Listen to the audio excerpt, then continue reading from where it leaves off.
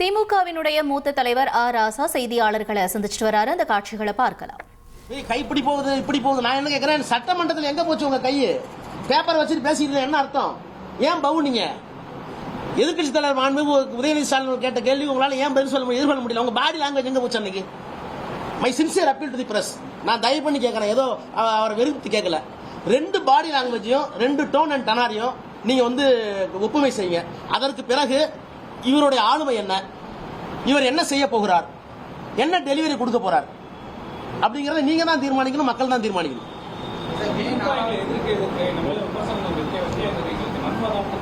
என்ன விமர்சனம் வச்சிருக்காங்க? என்ன விமர்சனம் வச்சிருக்கோம் மேல சொல்லுங்க பாப்போம். ப்ரோ என்ன விமர்சனம் சொல்லுங்க.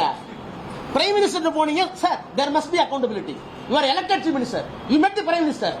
Is it not our right to get information from you, or is it not your duty to disclose what happened with the prime minister? என்ன பிரஸ் பார்க்க வரீங்க?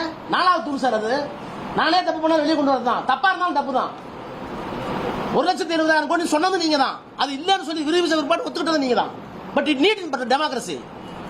எதுவுமே நான் பார்க்க மாட்டேன்னா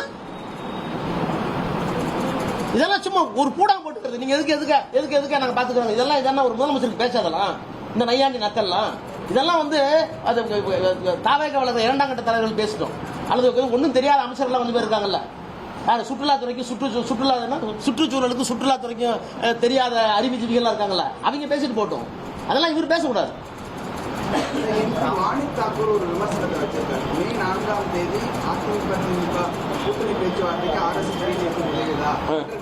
RSS உதவிச்சுனாவும் அண்டர் டீலிங் நடந்ததாகவும் சொல்றாரு. அவர் எங்க இருந்து பார்த்தாரு சார்? அவர் எங்க இருந்து? நான் வாதத்துக்காக சொல்றேன். திமுகவிலையோ அதிமுகவிலையோ இரண்டாம் கட்ட மூன்றாம் கட்ட தலைவர்கள் இது என்ன ஒரு புதுசா இருக்கிற தமிழ்நாட்டுக்கு நல்லதா, ஏன் நம்ம திராவிட சித்தாந்தத்துல ஒண்ணுதானே அப்படின்னு முயற்சி பண்ணி பேசி இருக்கலாம். ஜனநாயகத்தில் பேசக்கூடாதுன்னு ஒன்று கிடையாது. But what was and what is the consistent stand taken by mister M.K. Stalin, எங்க கட்சியினுடைய தலைவர் எடுத்த திடமான முடிவு என்ன சார்? பாரதி 2 பேர் பேசியிருப்பாரு, நான் 2 பேரோட பேசுவேன். ரைட் சார், இந்த கட்சியில் இருக்கிற ஜனநாயக உரிமையை கலைஞர்த்தையோ ஸ்டாலின்ட்டோ எதிர்க்கிறதே நான் பேசுவேன். நான் என்ன ஒரு பட்டணத்தில் உண்மையை சொல்லட்டுமா? இந்த அரசாங்கத்தை எடுத்து ஓட்டு போடணும் வேணாம் நான் கொஞ்சம் பேர் நான் ஓட்டு போடணும்னு சொன்னேன். இல்ல ஓட்டு போட வேணாம்னு ஒரு முடிவு எடுத்தோம். But it was my right. ஏன் என்னோட தலைவர்கிட்ட ஓட்டு போடணுங்க தான் கருத்து, எனக்கு எதுக்குனுங்க, இல்லைன்னா மக்கள் எனக்கு தப்பா நினைப்பாங்க அப்படின்னு நான் சொன்னேன். ஏன் கருத்து கொஞ்சம் சீரியஸ் வேணாங்க. அப்புறம் கொஞ்ச நேரம் பேசணும். இதுல என்ன பிரச்சனைன்னு கேட்கறேன். உடனே என்ன பெரிய அப்படியே கண்ணா நான் என்ன கேட்கறேங்க, நீங்க மற்றும் சிலர் அல்லு சில்லு அவங்களோட போய் டீ குடிச்சு காபி குடிச்சு போட்டா எடுத்துட்டு வெக்க இல்லாம சாலை போட்டுட்டு அவன் சாலை நீங்க போடுறதை வாங்கிட்டு வந்து நாங்க பண்ணோம்னா என்ன பண்ணிட்டு நாங்க கேட்கறேன் sir. What is stand of the DMK? What is stand of the leader? அபிஷியலா என்ன வருதுன்னு பார்க்கணும். அதுக்குள்ள டிஸ்கஷன் 1000 கூட நடந்திருக்கலாம். நாங்க செயல்பட பொதுக்குள்ள கூட்டணுமா? கேட்டா பாரதி வீட்டுல என்ன நடந்துச்சு, ராஜா வீட்டுல 2 பேர் நடந்துச்சு, இளங்கோ வீட்டுல நடந்துச்சு. இப்ப என்ன நடந்துட்டு போகுது? ஜனநாயகத்தில் நடக்குது சார், தப்பு இல்ல. Allegation counter allegation quite common in democracy. It should be. இப்ப நடக்கிற பல்வேறு சட்ட ஒழுங்குகளுக்கு முந்தைய அரசு காரணம். ஆனா எங்க மேல என்ன பழி சுமத்தினாலும் நாங்க மக்களோட விஜய் பேசியிருக்காரு. எப்படி பாக்குறீங்க? இது நீங்க பிரஸ் தானே, அவர் சொல்லிட்டாருல, எங்கிட்ட கேக்குறீங்கல்ல. இப்ப நடக்கிற கொலைக்கு கொள்ளைக்கு பாலியல் வன்முறைக்கு எப்படிங்க பழைய அரசு காரணமாகும்னு அவர்கிட்ட கேட்டீங்களா? அது ப்ளீஸ் கேட்டீங்களா? என்னங்க கவர்மெண்ட் மாறிடுச்சு, ஆபீசர்ஸ் மாறிட்டாங்க, மெஷினரி மாறிடுச்சு. You gave A clear signal. நான் பழைய ஆட்சி மாதிரிலாம் இருக்க மாட்டேன், ரொம்ப ஸ்ட்ரிக்டா இருப்பேன், சட்டம் ஒழுங்கா சரியா இருக்குன்னு சொல்லிட்டீங்க. தி மெசேஜ் சென்ட் அனுப்பிச்சிட்டீங்கல்ல. அதுக்கு பிறகு கொலைகள் நடக்குது. அதுக்கு எப்படி M.K. ஸ்டாலினும் பழைய அமைச்சரவையும் பழைய கவர்மெண்ட் காரணமா இருக்கும்?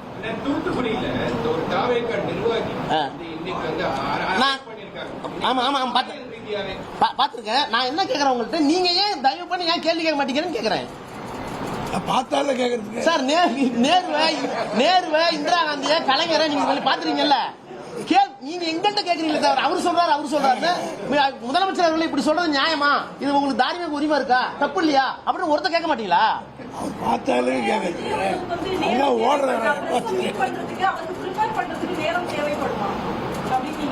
அதனால என்ன 24 மணி 25 மாத்திரலாமா? நாளைல இருந்து ஒரு நாளைக்கு 24 மணி நேரம் சார் மேடம். நான் இவருக்கா 25 மாத்திட்டுமா? 365 நாள் இன்னொரு 10 நாள் எக்ஸ்டெண்ட் பண்ணிடலாமா? எதுக்கு நேரம் கேட்கறேன் சார். பிரஸ்ஸை பார்க்கறது வந்து it's a part and parcel of your duty to discharge the constitutional functions. அதுக்கு தான் ஃபோர்த் எஸ்டேட் உங்களுக்கு சொல்லட்டுமா, கான்ஸ்டியூஷன் டிபேட் எடுத்து படிங்க. நீங்க வந்து எக்ஸிக்யூட்டிவ் லிமிடேஷன் வச்சுட்டீங்க, வரம்பு வச்சுட்டீங்க, ஜுடிஷியரி வரம்பு வச்சுட்டீங்க, லெஜிஸ்லேஷன் வரம்பு வச்சிருக்கீங்க. அந்த வரம்புகளை மீறும் போது என்ன பண்ணணும் சுப்ரீம் கோர்ட்ல சொல்லிருக்கீங்க. ஏன் பிரஸுக்கு வரம்பு வைக்கலன்னு கேடி ஷான் ஒரு எம்எல்ஏ கேட்டிருக்காரு அரசியல் என்ன செய்யல. அப்ப அவர் சொல்றாரு, இந்த 3 துறையிலும் தங்களுடைய டியூட்டில இருந்து தவறிட்டாங்கன்னா அதை இடித்துரைத்து மக்களை காப்பாற்றுவதற்கு, ஜனநாயகத்தை பேணுவதற்கு கடைசி asylum, the last asylum is fourth எஸ்டேட்ங்கிறாரு. With folded hand. இது அம்பேத்கர் கோர்ட். எல்லாத்துக்கும் கடைசி புகலிடம் நீங்க தாங்கிறாரு. அதனாலதான் அவங்களுக்கு வரம்பு நான் வைக்கவில்லை, அவங்க எதுவும் சட்டத்திட்டத்தை உருவாக்கவில்லை. Let us have a free பிரஸ்னாரு. நீங்க அப்படி இருக்கீங்களா? ஏன் இவ்வளவு கேள்வி என்ன கேக்குறீங்களா? முதலமைச்சர் கேட்க மாட்டேங்கிறீங்க ப்ரோ. விஜய் ப்ரோ, இதுவும் நியாயம் இல்ல ப்ரோ, கேட்டுங்க ப்ரோ.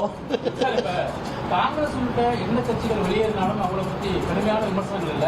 நான் வெளியேறது குறித்து மட்டும்தான் திமுக மற்ற அவங்க வந்து கடுமையாக விமர்சனம் நடத்தணும் சொல்லியிருக்காரு. அது எங்களுக்கு இருந்த அவ்வளவு பிழைப்பு பாசம் யாருக்கு கூட வச்சிருந்தோமோ அந்த பாசம் வந்து முரண்படும் போது கோபம் வரும். காங்கிரஸ் நாங்கள் அவ்வளவு பாசம் வைக்கல, ஐடியாலஜிக்கலா. சிபிஎம் வெளியே இருந்தாங்க, அதனால எங்களுக்கு ஒருத்தர் இருக்கும். அதுல என்ன இருக்கு சார்? என்ன சொந்த தம்பி, எங்க அண்ணன் எனக்கு வந்து நான் எதிர்பார்த்த ட்ரஸ்ட் விட்டு இல்லைன்னு சொல்லும்போது கோபம் வரும். நாளைக்கு திரும்பவும் சேர்ந்துக்குவோம் சார். ஐடியாலஜியில சேலிங் சேம் போட். அன்னைக்கு கோபம் இருந்தது, வருத்தமா நானும் பேசியிருப்போம், அவங்களும் பேசியிருப்பாங்க. அதுல என்ன இருக்கு? நத்திங். இது ஒரு சகோதர முரண்பாடு, அவ்வளவுதான். It may not be permanent. Vaiko அவர்கள் வந்து போராட்ட காலத்துல பிரஸ் மீட் கொடுத்தாரு. அப்போ வந்து என்ன சொல்றாங்கன்னா 27ஆம் தேதி வந்து பொதுக்குழு கூட்டம் இருக்குது தாயவங்க தாவேக்கான்னு சொல்லல, கூட்டணி தொடர்பா இது சம்பந்தமா இனிதான் வந்து முடிவெடுக்கணும்னு சொன்னாரு. சீட்டு குறைவா கொடுத்தது வந்து தொண்டர்கள் மத்தியில கொந்தளிப்பு இருக்குது, அந்த மாதிரி வார்த்தையெல்லாம் யூஸ் பண்ணிருக்காரு. நான் பாக்கலைங்க அவர் இன்டர்வியூ, நான் பாக்கல.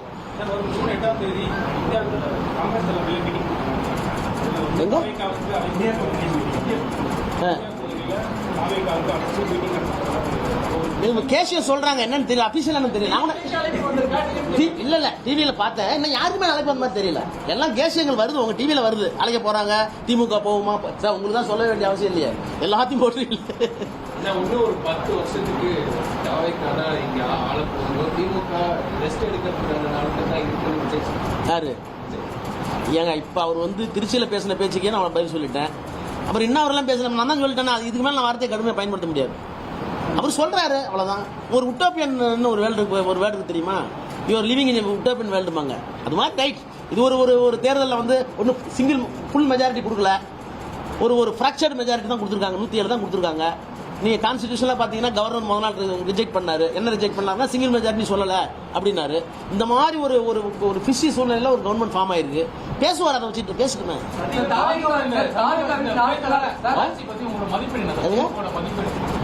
சார் மதிப்பீடு தான் டெய்லி நான் கொடுத்துட்டு இருக்கேன். கொல்ல இன்னைக்கு கூட தூத்துக்குடியில கனிமொழி தொழில் நடந்து கனிமொழி பேட்டி கொடுத்துருக்காங்க. பிரஸ்ல கேட்டாங்க.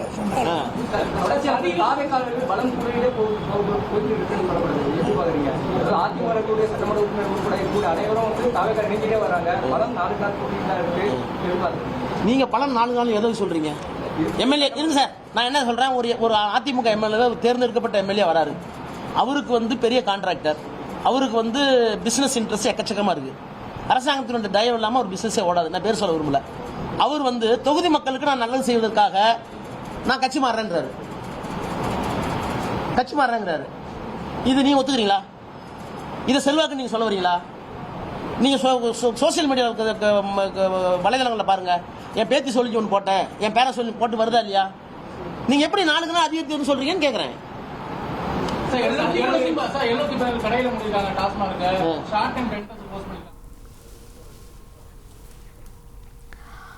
நாடாளுமன்ற உறுப்பினர் ராசா தற்பொழுது செய்தியாளர்களை சந்திச்சிருந்தாரு. அதிமுக திமுக கூட்டணி பேச்சுவார்த்தை நடந்ததான்ற கேள்விக்கும் அதே நேரத்தில் முதலமைச்சர் விஜய் மேலையும் பல்வேறு விமர்சனங்களை முன்வச்சிருக்காரு. இதனுடைய செய்தியாளர் சந்திப்பை நாம பார்த்தோம்.